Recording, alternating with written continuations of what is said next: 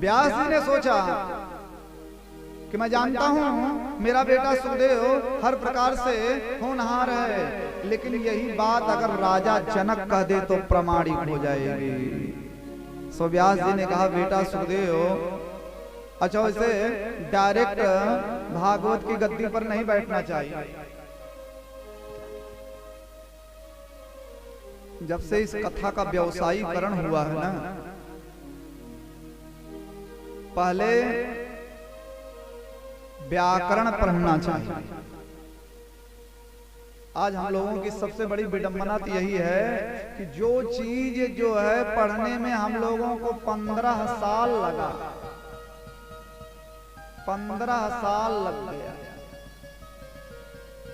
2 साल प्रवेशिका पढ़े, उसके बाद तब फिर प्रथमा में गए, प्रथमा पास किए तो फिर पूर्व मध्यमा प्रथम वर्ष, तो पूर्व मध्यमा द्वितीय वर्ष, पूर्व द्वितीय माने हाई स्कूल तब हुआ, उत्तर मध्यमा प्रथम वर्ष, उत्तर मध्यमा द्वितीय वर्ष, तब जाकर के इंटर हुआ, शास्त्री 3 साल का, तब जाकर के बीए हुआ, आचार्य 2 साल का, तब जाकर के एमए हुआ।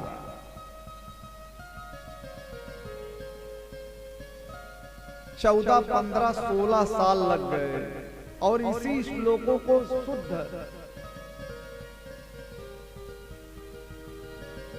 गुरु जी कहाँ याद करके आना, रोज हम लोग पढ़ाएं। आयुण रे नरे के योज है वरट लणियम गणनम छवै घट दस जब गड़ दस खप छटत चटत व कपय सकसर हल सौजस मोट छष्टाम भ्याम भ्यस गेम भ्याम भ्यस गस कोसांगी ओ सुख।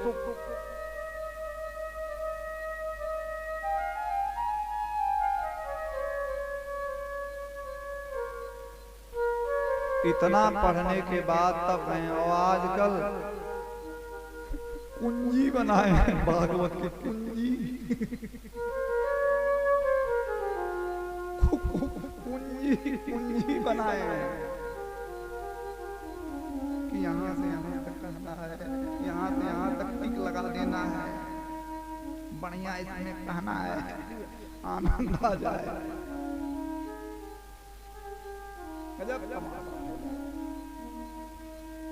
बड़ी पीड़ा होती है कभी कभी।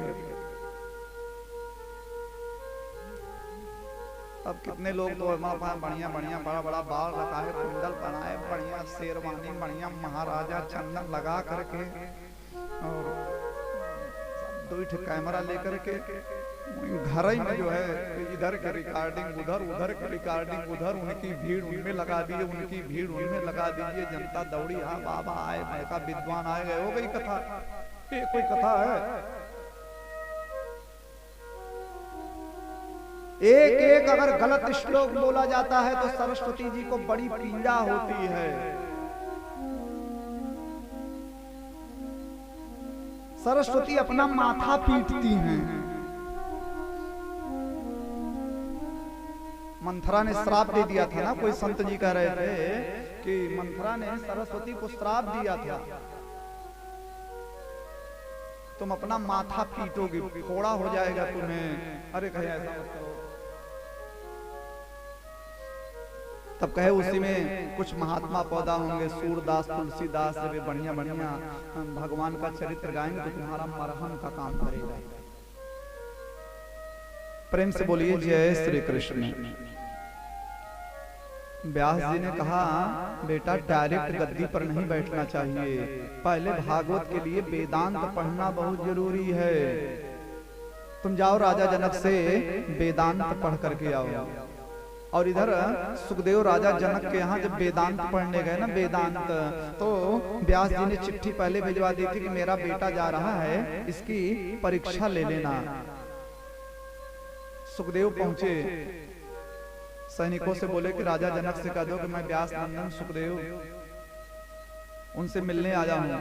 अब जनक को तो पहले ही मालूम था सब, बोले कह दो इंतजार करें, अभी मैं व्यस्त हूं। लोग कहते ना अभी मैं बिजी हूं। सुखदेव वहीं खड़े रह गए। 1 दिन बीता, 2 दिन बीता, 4 दिन बीता, 5 दिन बीत गया, वहीं दरवाजे पर खड़े हैं। हम लोग होते कहते ऐसी की तैसी जाए, ऐसी भागो चलो, यजमान हमारा बड़ा अपमान कर रहे हैं। सुखदेव वहीं पर खड़े रहे 5 दिन। अच्छा, इसी बीच में पानी भी एक दिन बरसा, एक दिन पत्थर भी पड़ा, बड़ी तेज धूप भी हुई, उसी एक जगह पर खड़े रहे। 5 दिन के बाद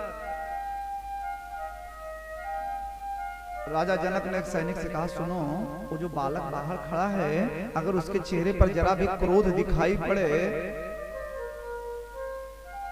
वापस कर देना। सैनिक रोने लगा, महाराज, वो जो बाहर खड़े हैं, ऐसा आदमी हमने अपने पूरे जीवन काल में नहीं देखा। जो प्रसन्नता, जो भाव, पहले दिन जो उत्साह था, उसी उत्साह से उसी जगह खड़े हैं। राजा जनक कहे, आए, उसी तरीके से खड़े हैं। राजा जनक दौड़ते हुए आए और बोले, मैं अपने राजकाज में व्यस्त हो गया था, मैं जान नहीं पाया। बोले, कोई बात नहीं गुरुजी, पहली परीक्षा हो गई, क्रोधी नहीं है, क्रोधी नहीं है। राजा जनक चले गए अंदर और अंतःपुर में कम से कम 50 सुंदर सुंदर स्त्रियों के बीच में बैठा करके बोले, बैठो, मैं यहीं आ रहा हूँ। और राजा जनक के यहाँ की अंतःपुर की तमाम सुंदर सुंदर देवियों ने सुखदेव को घेर लिया। ये बाबा कितने अच्छे हैं, बाबा कितने प्यारे हैं। एक बोली, इनको गर्मी लग रही होगी, एक बोली, इनका पैर दर्द कर रहा होगा, बोली नहीं नहीं, इनका हाथ दर्द कर रहा होगा, बोले इनको पानी पूछो। एक बोली, कितने गंदे हैं ना राजा जनक, कितने प्यारे प्यारे बाबा को 5 दिन तक दरवाजे पर खड़ा कर रखा, कोई पंखा करने लगे और कतिपय तो आलिंगन करके ही बैठ गए। लेकिन सुखदेव ने कहा, माता, आप सब ये क्या कर रहे हैं? कहते ना, ये क्या बिहेवियर है? आप सब हमारी माँ हैं। राजा जनक को तो परीक्षा लेनी थी, राजा जनक देख रहे थे, अवाक रह गए राजा जनक। परीक्षा हो गई, न कामी है न क्रोधी है। राजा जनक आए और साष्टांग लेट गए। अरे गुरुजी, मैं तो आपसे वेदांत पढ़ने आया हूँ। राजा जनक रोने लगे, मैं तुम्हें क्या वेदांत पढ़ाऊंगा ब्रह्मचारी, मैं क्या वेदांत पढ़ाऊंगा तुम्हें, तुम साक्षात वेदांत का स्वरूप हो। और हस्ताक्षर कर दिया। सृष्टि में एकमात्र सुखदेव जिन्होंने काम और क्रोध दोनों को जीता है।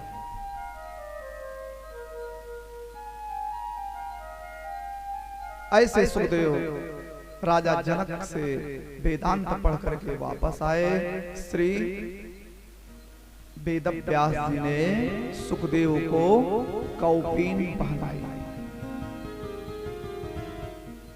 सुखदेव जी दिगंबर हैं। दिगंबर का अर्थ समझते हैं ना, दिगम अंबरम यस्य दिगंबरः, दिशाएं ही जिनका वस्त्र हैं। और कभी कभी हम लोग जब प्रयाग में इत्यादि में और हरिद्वार में उज्जैन में जब कुंभ लगता है तो नागा साधु को देखते हैं। नागा साधु वो वस्त्र नहीं पहनते हैं। या चैनल पर बहुत बड़े बड़े विद्वान तरुण मुनि इत्यादि जो जैनी संत महात्मा हैं, वो दिगंबर, शरीर पर एक भी वस्त्र नहीं है। और बढ़िया कथा कर रहे हैं, लाखों लोग सुनते थे तरुण मुनि को, शरीर पर एक वस्त्र नहीं रहता था, सीधे लाइव टेलीकास्ट। वो जो दिगंबरम, वो दिशाओं को ही अपना वस्त्र मानते हैं। उनका एक लॉजिक है, वो मानते हैं कि ये शरीर आत्मा का कपड़ा है। ये जो हम दिखाई पड़ रहे हैं, हम थोड़ी हैं। इस शरीर, समझिएगा, इस शरीर आत्मा का वस्त्र है। तो कपड़े के ऊपर में क्या कपड़ा पहनना? कपड़े के ऊपर में कपड़ा पहनना बेकार है, इसलिए कपड़ा नहीं पहनते हैं। लेकिन बाद तो हो गए दिगंबर, जिन्होंने वस्त्र का त्याग किया। बाद में उसी में कुछ महात्माओं लोगों को लगा, नहीं नहीं, कपड़ा पहनना तो जरूरी है। तो उसी में से एक शाखा और निकल गई, तो हो गए श्वेतांबर। एक हैं दिगंबर, एक हैं श्वेतांबर।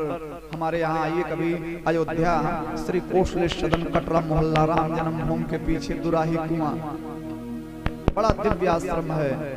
तो वहाँ दिगंबर मंदिर भी है, थोड़ा आगे जाएंगे तो श्वेतांबर मंदिर भी है। तो सुखदेव दिगंबर जरूर हैं लेकिन पूर्ण दिगंबर नहीं हैं। सुखदेव कौपीन धारण करते हैं। व्यास जी से भागवत की कथा पढ़ करके सुखदेव चले गए समाधि में।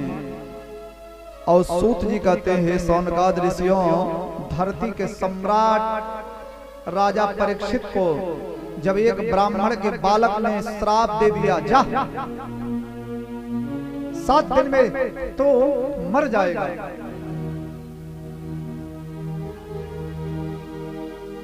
बड़े बड़े विद्वान निर्णय नहीं कर पाए। और यही सुखदेव ऐसी कथा सुनाए, ऐसी कथा सुनाए, ऐसी कथा सुनाए सुखदेव आकर के कि 7 दिन में ही राजा परीक्षित की मुक्ति हो गई। और पूरी दुनिया ने देखा वही सुखदेव इतनी सुंदर कथा सुनाए।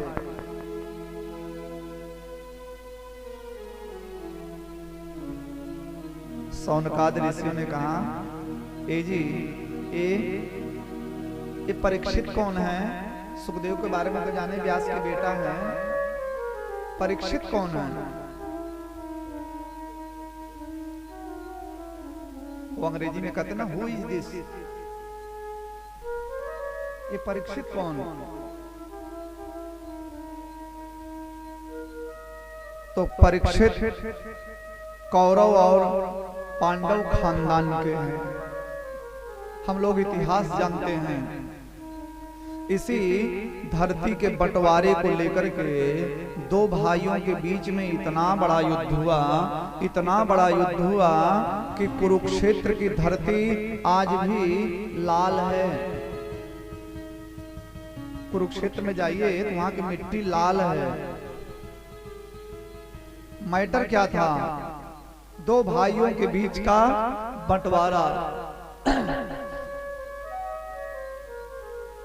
और वास्तव में देखा जाए तो जब 2 मनुष्य इस संसार में, इस धरती के लिए, इस जमीन के लिए, इस आबादी के लिए, मिट्टी के टुकड़े के लिए जब 2 मनुष्य लड़ते हैं तो पृथ्वी हंसती है। देखो देखो इन बेवकूफों को, ये मेरे लिए लड़ रहे हैं, मेरे लिए लड़ रहे हैं। इस संसार में एक से एक वीर आए, एक से एक दिग्गज आए, एक से एक महारथी आए, लेकिन कोई माई का लाल एक टुकड़ा अपने साथ न ले जा सका। जिस धरती के लिए लड़ते हैं। माटी कहे कुम्हार से तू क्या रौंदे मोही, माटी कहे कुम्हार से तू क्या रौंदे मोही। एक दिन ऐसा आएगा मैं रौंदूंगी तो, एक दिन ऐसा आएगा मैं रौंदूंगी तो।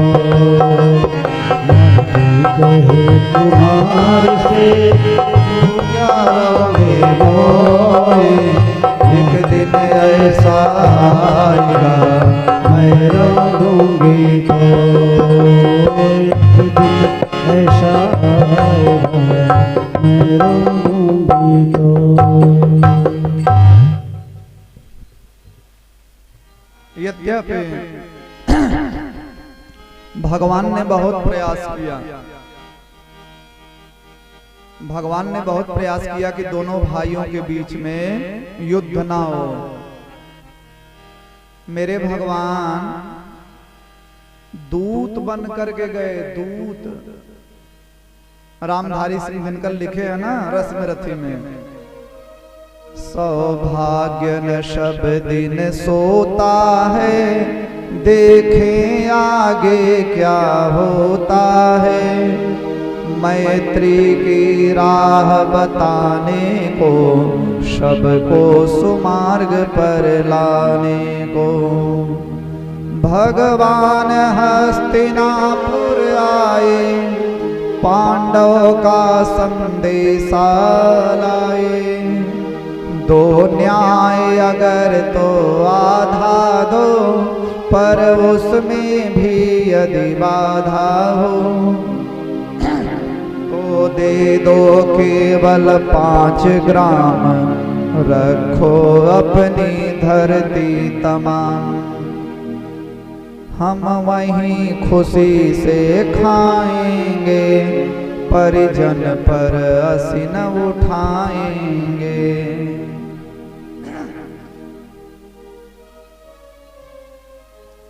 दुर्योधन वह भी दे न सका, आशीष समाज की ले न सका। उल्टे हरि को बांधने चला, जो था असाध्य साधने चला।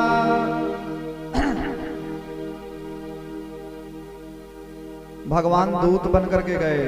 दुर्योधन, 5 पांडवों ने कहा है कि आधा हिस्सा उनका होता है। नियम है कि भाई भाई का आधा होता है। ये सनातनी नियम है कि अगर 2 भाई हैं तो जो भी है हिस्सा 50-50 होता है। हमारे गांव में 2 भाई लड़ रहे थे बंटवारा के लिए। उनका श्रीमती जला, अच्छा फालतू बोलिया ना, आज एक फैसला हो जाए। बड़ा झगड़ा हुआ दोनों भाइयों का। एक लोग गांव के आए, ऐसे दो ऐसे था भगवान, एक बार 4 लोटा उधर फेंके, 4 इधर फेंके। 50 किलो दाल इधर, 50 किलो इधर, सब पूरा बांट दिया अलग अलग।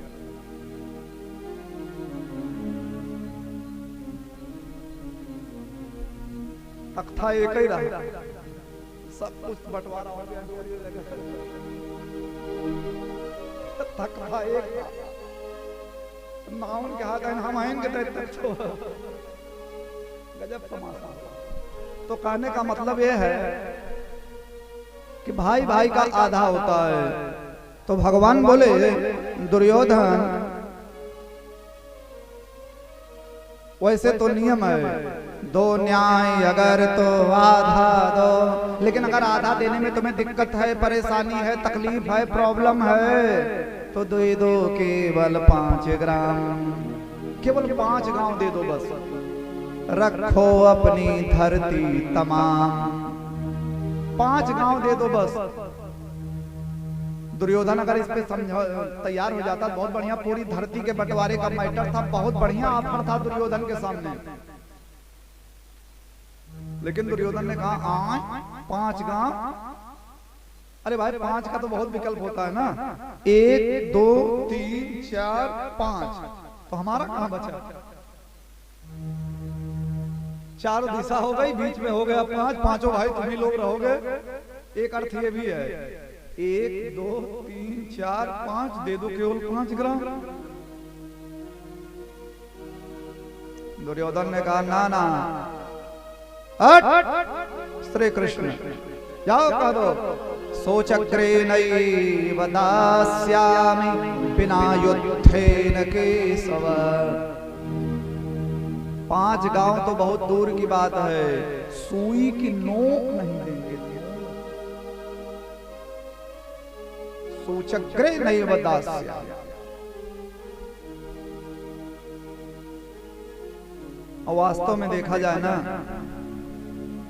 तो वीर भोग्या वसुंधरा, जो वीर हैं जिनकी भुजाओं में ताकत होती है, पूरी धरती उनकी है जिनकी ताकत है। और कायर के लिए तो कहीं 1 इंच जमीन नहीं है।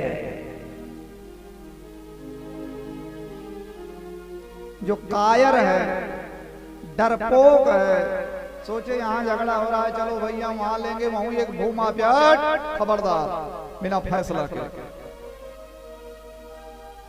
और यही नहीं, दुर्योधन की बदतमीजी यही नहीं रुकी, भरी सभा में अपने सैनिकों को ललकारने लगा, बांध लो श्री कृष्ण को। ये पांडवों का रिश्तेदार है, इसको बांधो। बात छोरे को, पांडवों से हम निपट लेंगे। और जब भगवान को बांधने के लिए तैयार हुआ, तब तो भगवान श्री कृष्ण का दिमाग खराब हो गया, मूड अपसेट हो गया। भगवान को भी ताव आ गया, बात बात मुझे बदतमीज, बात। डगमग डगमग दे गज ढोले, भगवान कुपित होकर बोले, हाँ हाँ दुर्योधन बांध मुझे, हाँ हाँ दुर्योधन बांध मुझे, हाँ हाँ दुर्योधन बांध मुझे, हाँ हाँ दुर्योधन बांध मुझे, हाँ दुर्योधन बांध मुझे, दुर्योधन बांध मुझे, दुर्योधन बांध मुझे, दुर्योधन बांध मुझे, दुर्योधन बांध मुझे। ये देख गगन मुझ में लय है, ये देख गगन मुझ में लय है, ये देख पवन मुझ में लय है, ये देख पवन मुझ में लय है। तू मुझे बांधने आया है, तू मुझे बांधने आया है, जंजीर बड़ी क्या लाया है, जंजीर बड़ी क्या लाया है, जंजीर बड़ी क्या लाया है, जंजीर बड़ी क्या लाया है।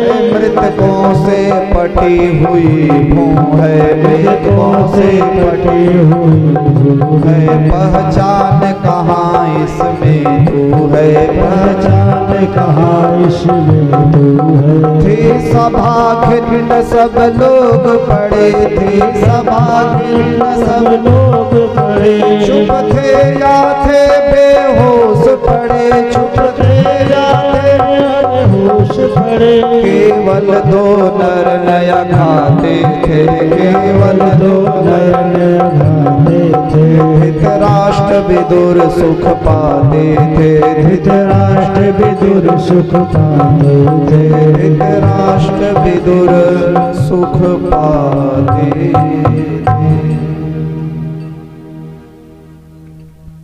बात मुझे। और जब भगवान बोले तो सब डर के मारे बेहोश हो गए। भगवान ने प्रेजेंट पास्ट फ्यूचर तीनों दिखा दिया। बात, क्या तेरे पास इतनी बड़ी रस्सी है कि तू आकाश बांधे? क्या तेरे पास इतनी बड़ी रस्सी है कि तू पाताल बांधे? मुझे बांधने चला है। डर के मारे सब बेहोश हो गए। और दुर्योधन जो बहुत ताव में आ रहा था, दुर्योधन तो डाउन हो गया। कृष्ण मुझसे ना बहुत बड़ी गलती हो गई, मुझसे बहुत बड़ी भूल हो गई।